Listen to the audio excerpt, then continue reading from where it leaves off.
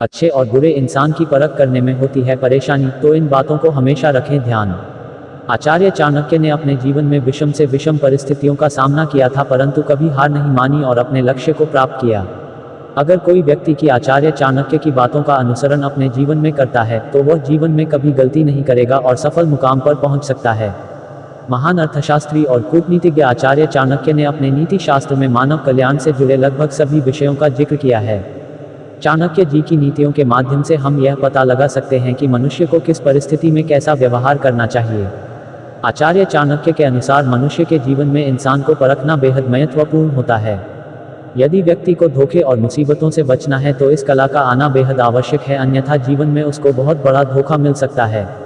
परंतु हर व्यक्ति के अंदर अच्छे और बुरे मनुष्य को परखने का गुण नहीं होता है।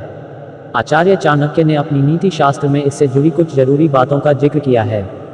यदि मनुष्य इन बातों को समझेगा तो वह सही और गलत में फर्क समझ पाएगा और उसके जीवन की राह आसान हो जाएगी। आइए जानते हैं क्या हैं वो बातें। मनुष्य का चरित्र। आचार्य चाणक्य के अनुसार व्यक्ति की पहचान उसके चरित्र से ही होती है। व्यक्ति का चरित्र उसके जीवन की सच्चाई को खोल कर रख देता है। आपके किसी करीबी का चरित्र ऐसा है जिसकी लोग तारीफ करते हैं तो इसका मतलब है वह आपके लिए सही है, लेकिन अगर किसी व्यक्ति का चरित्र ठीक नहीं है और आप उसकी संगति में हैं तो उसकी छवि आपको हानि पहुंच सकती है। इसलिए ऐसे लोगों से दूर रहना ही सही रहता है। मनुष्यता का भाव। आचार्य चाणक्य के अनुसार मनुष्य के अंदर मानवता होनी बेहद आवश्यक है। यदि मनुष्य के अंदर मानवता है तो उसकी अंदर की मानवीय भावना सबके समक्ष प्रस्तुत हो जाएगी और उसकी अच्छाई को लोग पसंद करेंगे। वहीं अगर मनुष्य के अंदर मानवता नाम की कोई चीज़ नहीं है तो इसका अर्थ है वह आपके लिए भी सही नहीं है।